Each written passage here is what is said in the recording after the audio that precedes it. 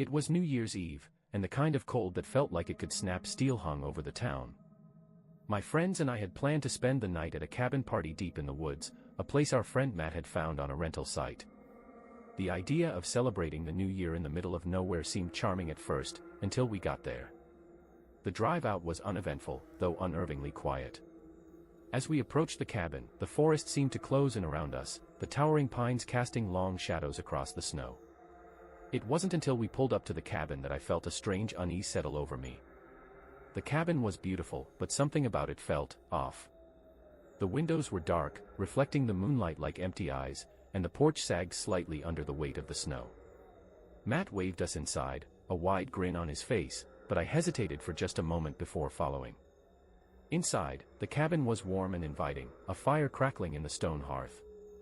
The rest of our group was already there, about 10 of us in total, all laughing, drinking, and ready to ring in the new year. For a while, I managed to forget my unease, losing myself in the music and conversation. But then strange things started to happen. It began with small, almost unnoticeable things. The lights flickered, the fire in the hearth dimmed, and the sound of the wind outside seemed to grow louder, more insistent. At one point, I thought I heard footsteps on the porch, but when I looked out the window, there was nothing there but snow. Around 11 p.m., the power went out. The cabin plunged into darkness, the only light coming from the faint glow of the fireplace. Matt laughed it off, saying the storm must have knocked out the power, and lit a few candles. The mood in the room shifted, though. People started whispering, glancing toward the windows as if expecting to see something staring back at them. Then we heard it. A knock at the door. It was soft at first, almost hesitant, but then it came again, louder this time. Everyone froze, the laughter dying in an instant. Matt, ever the brave one, grabbed a flashlight and went to the door. He pulled it open, and the light from his flashlight swept across the porch. There was no one there. Matt stepped outside, muttering something about kids playing a prank, but when he returned, he looked shaken. "There's no one out there," he said, his voice tight. "But there are footprints in the snow." The mood turned uneasy after that. We tried to shrug it off, telling ourselves it was probably just some lost hikers or a trick of the wind. But as the minutes ticked closer to midnight, the feeling of being watched grew unbearable. At 11:45, the knocks came again. This time, they were louder, more insistent, echoing through the cabin like gunshots. Matt refused to open the door again, and we all huddled in the living room, staring at the door as if willing it to hold. The knocking stopped. For a moment, the silence was almost worse. Then we heard the sound of glass shattering. It came from the kitchen, and someone screamed. Matt and a few others rushed toward the noise, while the rest of us stayed frozen in place. When Matt came back, he was pale, his hands shaking. "The window's broken," he said. "But there's no one there. No footprints in the snow. Nothing." By midnight, the atmosphere in the cabin was suffocating. We were all on edge, jumping at every sound. When the countdown began, it felt more like a funeral than a celebration. We huddled together, whispering the numbers as the clock struck 12. "Happy New Year," someone said, their voice trembling. Then the door flew open. The wind roared into the cabin, extinguishing the fire and scattering the candles. The room was plunged into darkness, and in the chaos, I swear I saw something, a figure standing in the doorway, its shape barely visible against the swirling snow. We ran. We didn't stop to grab our coats or belongings. We bolted into the forest, the snow burning our skin and the cold stealing our breath. The last thing I remember is the sound of laughter, low, guttural, and inhuman, echoing through the trees. When we reached the cars, we didn't look back. We piled in and sped away, leaving the cabin and whatever was inside it far behind. To this day, none of us can explain what happened that night. We never went back, and as far as I know, the cabin is still there, waiting for its next visitors. I don't celebrate New Year's anymore. And I never, ever go into the woods. It was New Year's Eve, and I was stuck working the overnight shift at a small gas station just outside of town. It wasn't how I'd planned to spend the holiday, but the extra pay for working a holiday shift was too good to pass up. The station was quiet most nights, and with the freezing temperatures and light snow outside, I didn't expect many customers. The station itself was small and outdated, with a single row of pumps and flickering fluorescent lights that made the place feel more like a scene from a bad horror movie than a cozy roadside stop. Still, it was usually peaceful, and I'd brought a book to pass the time. At 9 p.m., things started to get strange. The first call came just as I was refilling the coffee machine. The landline at the counter buzzed loudly, startling me. Nobody ever called the station except for the manager, and even that was rare. "Hello," I said, picking up the receiver. There was a long pause, followed by a faint crackling sound. Then a voice spoke, a low, gravelly whisper that sent a shiver down my spine. "Do you know what time it is?" "Ah, it's 9, I said, confused. "Who is this?" The line went dead. I brushed it off as a prank call, though it left me feeling uneasy. I checked the parking lot through the security cameras, but it was empty. The pump stood still in the snow, and the only movement was the occasional gust of wind rattling the old signs. An hour later, the phone rang again. This time, the voice was clearer but just as unsettling. "It's almost time," it said, the words drawn out and deliberate. "What are you talking about?" I asked, my voice shaking. "You'll see," the voice replied, before hanging up again. I was thoroughly spooked by this point. I checked the locks on the doors and windows, making sure everything was secure. The snow outside was falling heavier now, the night sky a dull gray. I told myself it was just some bored kid playing a prank, but the knot in my stomach told me otherwise. At 11 p.m., the phone rang a third time. "Do you know what happens at midnight?" the voice asked. "No," I said, my throat dry. "What happens?" The voice chuckled, a deep, guttural sound that made my skin crawl. "You'll find out." I unplugged the phone after that, hoping it would stop the calls. But 5 minutes later, my cell phone buzzed on the counter. The screen showed unknown caller. I didn't answer it. The buzzing stopped after a few rings, only to start again seconds later. I turned the phone off, my hands trembling, and shoved it into my pocket. The station felt colder now, the old heaters barely keeping up with the dropping temperatures. At 11:30, the lights flickered. The power didn't go out completely, but the flickering was enough to send my heart racing. I checked the cameras again, and for a moment, I thought I saw something, a figure standing at the edge of the parking lot, just beyond the reach of the streetlights. I stared at the screen, trying to make out the details, but when I blinked, the figure was gone. I told myself it was just the snow playing tricks on my eyes, but I couldn't shake the feeling that I wasn't alone. At 11:45, the knocking started. It was faint at first, like someone tapping on the glass. I froze, listening as the sound grew louder and more deliberate. It was coming from the front door. I crept to the counter and peeked over, my breath catching in my throat. A figure stood just outside the glass door, their face obscured by a hood. They didn't move, didn't try to open the door, just stood there, knocking rhythmically. "Go away!" I shouted, my voice cracking. The knocking stopped. For a moment, I thought they had left. But then I heard it again, this time from the side window.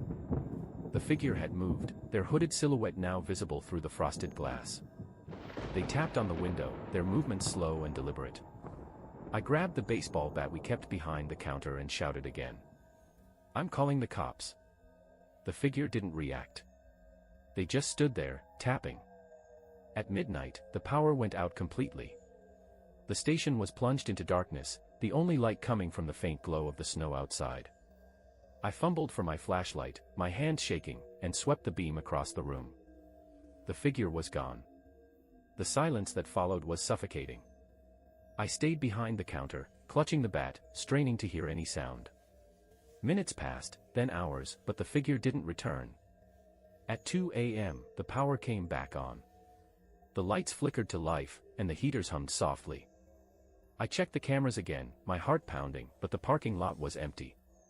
The snow was undisturbed, no footprints leading to or from the station. When my shift ended at 6 a.m., I bolted out of there, not bothering to check the pumps or lock the doors. I told my manager what had happened, but he just shrugged. "Probably just some weirdo," he said. "But I know what I saw. And I'll never work another New Year's Eve shift again." It was supposed to be the perfect New Year's Eve, a party at an old estate that my best friend Sarah had rented for the night. The house was a sprawling Victorian mansion on the outskirts of town, surrounded by dense woods and blanketed in fresh snow. Sarah had invited a mix of close friends and acquaintances, and the plan was to party until midnight, toast to the new year, and crash in one of the house's many bedrooms. I arrived around 8 p.m., the headlights of my car cutting through the darkness. The house was already buzzing with activity, golden light spilling from the tall windows and laughter echoing across the snowy grounds. I parked near the back, where a few other cars were lined up, and made my way inside. The moment I stepped through the door, though, something felt off. The house was beautiful, with high ceilings, intricate woodwork, and antique furniture that looked like it belonged in a museum. But the atmosphere was strange, thick and heavy, as if the air itself were charged with something unseen. I chalked it up to my imagination and joined the others in the main hall, where the party was in full swing. Sarah greeted me with a glass of champagne and a wide grin. "Isn't this place amazing?" she said, gesturing to the grand staircase and the glittering chandelier above us. "It's something, all right," I said, forcing a smile. But as I looked around, I couldn't shake the feeling that the house was watching us. By 10 p.m., the party was in full swing. People danced to music that echoed through the halls, their laughter blending with the crackle of the fire in the massive stone hearth. I tried to relax, but the unease lingered. Every now and then, I'd catch a glimpse of something out of the corner of my eye, a shadow that didn't belong, a flicker of movement in an empty corner. At one point, I went to the kitchen to grab another drink and found myself alone. The room was dimly lit, the only sound the faint hum of the refrigerator. As I poured myself a glass of wine, I heard it, a soft, rhythmic tapping coming from somewhere above me. I froze, my heart pounding. The tapping continued, steady and deliberate, like someone walking slowly down the hall on the floor above. I told myself it was just one of the guests, but deep down, I knew better. When I returned to the main hall, Sarah was standing near the fireplace, talking to a group of friends. I pulled her aside and told her about the noise. "It's an old house," she said with a shrug. "It's probably just the pipes or something." Her nonchalance annoyed me, but I didn't want to be the buzzkill. I decided to brush it off and rejoin the party. At 11 p.m., the power went out. The house plunged into darkness, the music cutting off mid-song. Someone let out a nervous laugh, and a few people turned on their phone flashlights. Sarah fumbled for the breaker box, but the lights didn't come back on. "It's probably the storm," she said, though the snow outside was falling gently, hardly a storm at all. The group huddled in the main hall, lighting a few candles and trying to keep the mood light. But the atmosphere had shifted. The laughter was forced, the conversation strained. And then the knocking started. It came from the front door, 3 loud, deliberate knocks that echoed through the room. Sarah frowned and glanced at me. "Did anyone else invite someone?" Nobody answered. The group fell silent as the knocking came again, louder this time. "Maybe it's one of the neighbors," Sarah said, though her voice wavered. She walked to the door and pulled it open, revealing nothing but the snow-covered porch. The cold wind blew in, extinguishing one of the candles. Sarah stepped outside, looking around, but there was no one there. Just a single set of footprints leading away from the house and vanishing into the woods. After that, the party began to unravel. People murmured about leaving, but the icy roads and remote location made driving dangerous. Sarah tried to keep everyone calm, insisting we stay together and wait for the power to come back on. At 11:30, the knocking returned. This time, it came from the back of the house. We all froze, the sound sending chills down my spine. It wasn't just knocking anymore, it was louder, heavier, as if something was trying to break in. Sarah grabbed a flashlight and led the way to the back door, the rest of us following reluctantly. The door was locked, and there was no sign of anyone outside. But when we turned to leave, we noticed something chilling. Handprints. Dozens of them, smeared across the glass, as if someone, or something, had been pressing against it from the outside. Panic set in after that. A few people tried to leave, but when they opened the front door, they found their cars buried in snow that hadn't been there an hour ago. The driveway was completely blocked, the snow piled high enough to trap us. "We need to stay calm," Sarah said, though her voice betrayed her fear. We decided to stick together in the main hall, locking all the doors and windows. Midnight was fast approaching, and the tension in the room was palpable. The candles cast flickering shadows on the walls, making it hard to tell what was real and what was imagined. At 11:55, the knocking began again, this time from upstairs. It was slow and deliberate, moving from room to room, growing louder with each passing moment. The sound was joined by faint whispers, too soft to make out but undeniably there. We huddled together, too afraid to investigate, as the noise grew closer. At midnight, the grandfather clock in the corner began to chime. The knocking stopped abruptly, and for a moment, the house was silent. Then the screaming started. It came from the second floor, echoing down the staircase. It wasn't just one voice, it was many, overlapping and distorted, rising in pitch until it became almost unbearable. The group scattered, some running for the door, others cowering in corners. I grabbed Sarah's arm and dragged her toward the kitchen, desperate to get away. We hid in the pantry, the cold seeping through the walls as the screams continued. Sarah clutched my hand, her breathing ragged. "This isn't happening," she whispered. But it was.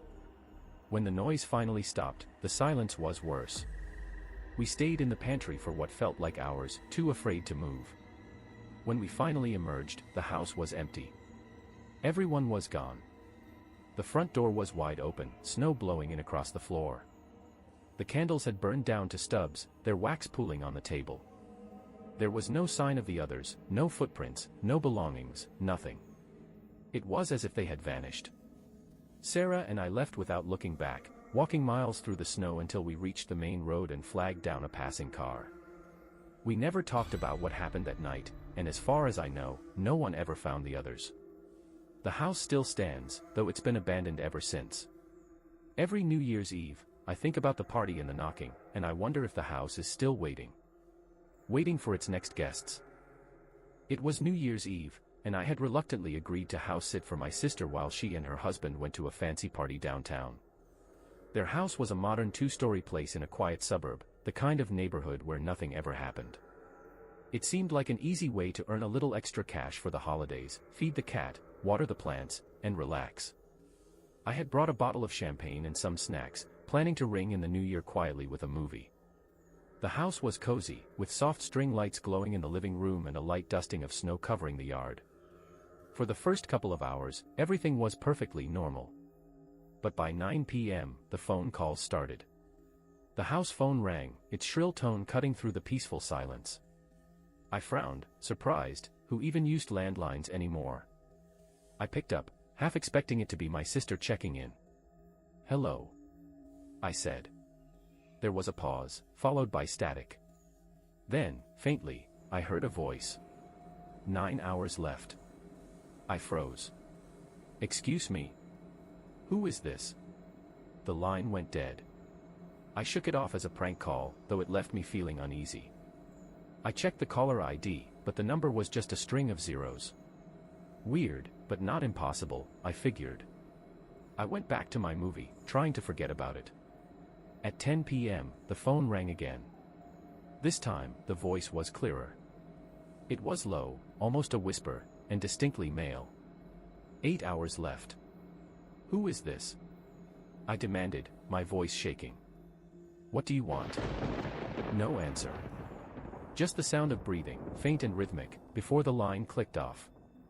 By now, my unease had turned to fear. I checked the locks on all the doors and windows, my heart racing. The house was still and silent, the snow outside reflecting the pale glow of the moon. I told myself it was just a prank, but the heavy feeling in my chest said otherwise. At 11 p.m., the phone rang again. 7 hours left. This time, I hung up immediately, my hands trembling. I unplugged the phone, hoping that would stop the calls. But a few minutes later, my cell phone buzzed on the coffee table. The screen lit up with a notification, "Unknown caller." I hesitated, my thumb hovering over the screen, before answering. "Stop calling me," I shouted. The voice was the same, calm and deliberate. 6 hours left. The line went dead. I called my sister, desperate for reassurance, but her phone went straight to voicemail. I tried the police next, but they said there was little they could do without more information. "It's probably just a prank," the officer said. "Call us if you see anything suspicious." By midnight, I was on edge, jumping at every creak of the house. I turned on all the lights and kept the TV on for background noise. The countdown to the new year began, but instead of excitement, I felt dread. When the clock struck midnight, the phone rang again. I didn't answer it this time, letting it go to voicemail. But the ringing didn't stop. It blared through the house, relentless, until I finally picked it up. 5 hours left. The line clicked off before I could respond. At 1 a.m., the power went out. The house plunged into darkness, the sudden silence amplifying my fear. I grabbed a flashlight from the kitchen drawer and checked the circuit breaker, but everything seemed fine. The power outage didn't feel like a coincidence. As I stood in the basement, the phone rang again. My cell phone, this time, its screen glowing faintly in the dark. The same notification, unknown caller. 4 hours left. I stayed in the living room after that, clutching the flashlight like a weapon. The house felt different now, heavier, like the air itself was pressing down on me. The cat, usually calm and lazy, hissed at the empty hallway, its fur standing on end. At 2 a.m., the phone rang again. 3 hours left. This time, I thought I heard something in the background, a faint tapping sound, rhythmic and deliberate. It sent a shiver down my spine, though I couldn't tell what it was. By 3 a.m., I was a wreck. The calls continued, each one counting down the hours. The voice never wavered, calm and emotionless, as if it knew something I didn't. I tried to leave the house, but when I opened the front door, I was met with an impenetrable wall of snow. It was unnatural, piled high enough to block the entire doorway. I checked the back door, but it was the same. It was as if the house had been sealed off. At 4 a.m., the phone rang again. 1 hour left. I stayed in the living room, too scared to move. The flashlight's beam flickered, casting eerie shadows on the walls. The cat had disappeared, its usual hiding spots empty. I felt utterly alone, trapped in a house that seemed to be closing in on me.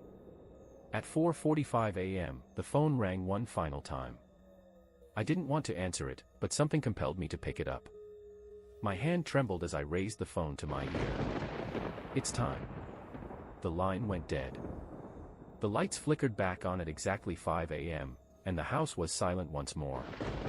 The snow outside had disappeared, the driveway clear and the yard untouched. It was as if nothing had happened. When my sister returned later that morning, she found me sitting on the couch, still clutching the phone. I tried to explain what had happened, but she just looked at me with concern. "Are you sure you didn't dream it?" she asked. But I know it was real. The phone call stopped after that night, but every New Year's Eve, I can't shake the feeling that the countdown will start again.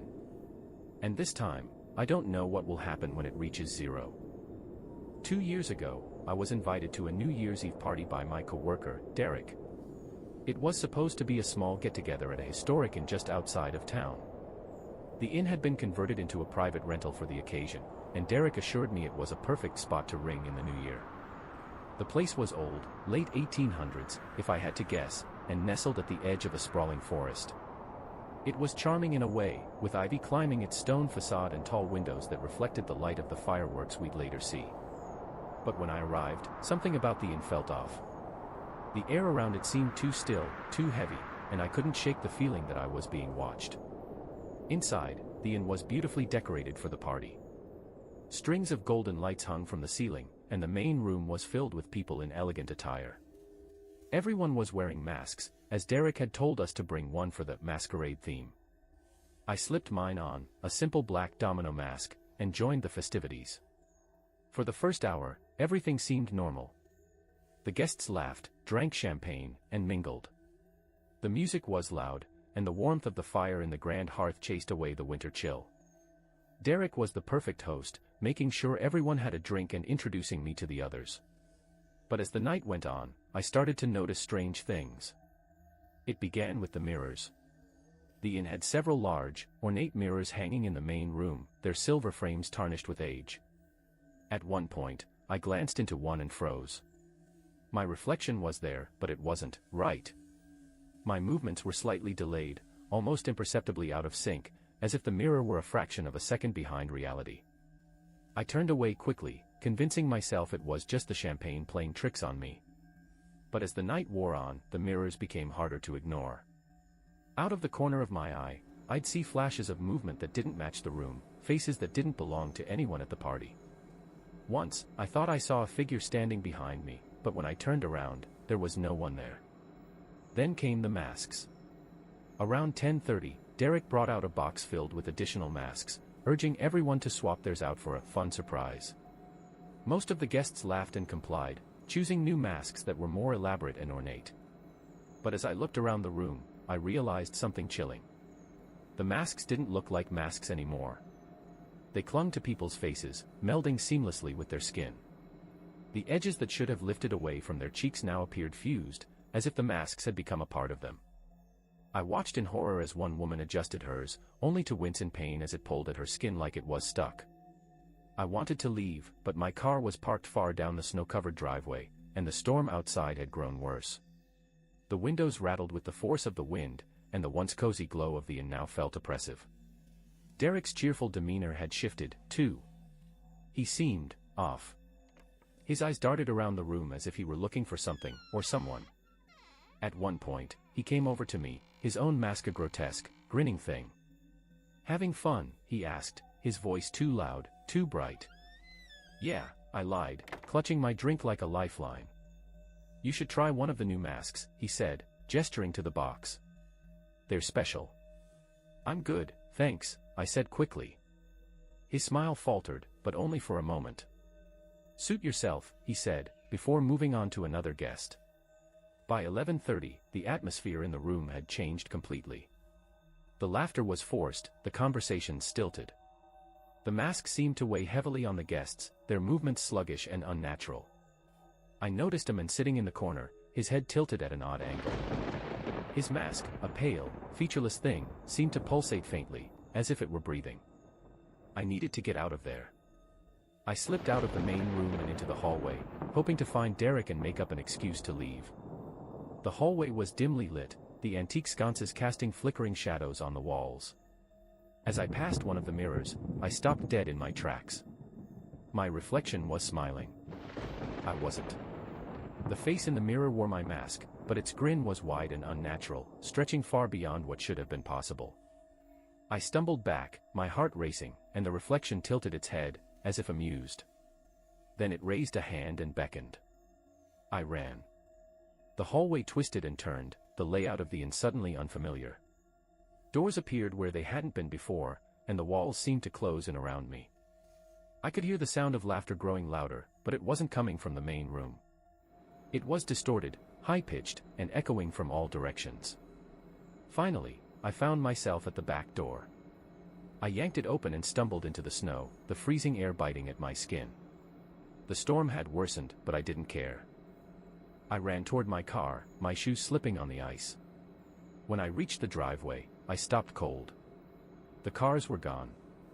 The driveway was empty, the snow undisturbed as if no one had ever parked there. Panic set in as I looked back at the inn. The windows were dark, the lights inside extinguished.